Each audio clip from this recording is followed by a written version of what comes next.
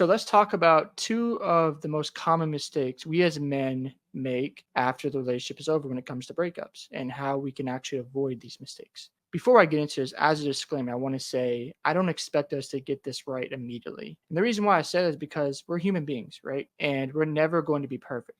Now, some of us grew up with attachment styles where we were anxious because we need that connection. If we didn't have it, we were going to be desperate, we were going to be needy, and we were going to find a way to have that connection with our parents because our parents raised us and we learned from them.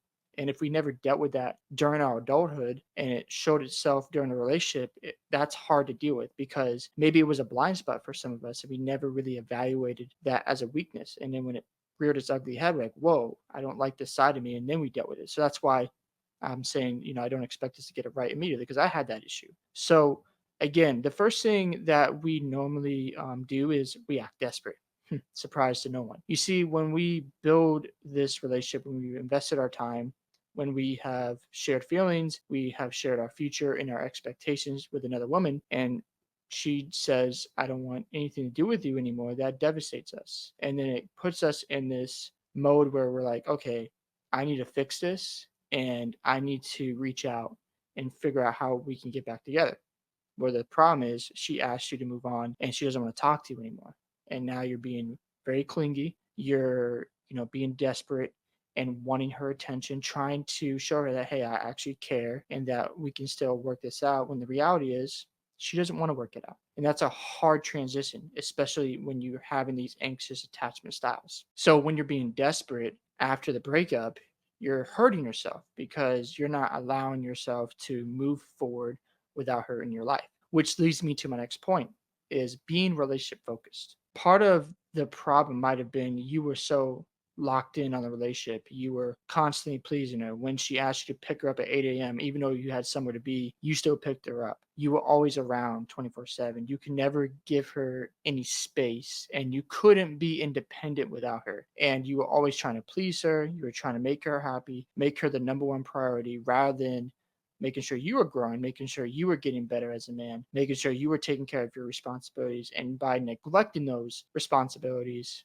she didn't like you anymore because you were clingy and you were all about the relationship rather than being a man who was focused on his purpose. You see, during the breakup stage, men, they analyze the situation, they start overthinking, trying again to fix it because we like to analyze everything. That's just how we're designed and how we function in this world. And the problem is we don't move forward. We continue to relive the past rather than allow ourselves to just let that person go. And whether they come back or don't come back, we don't find peace.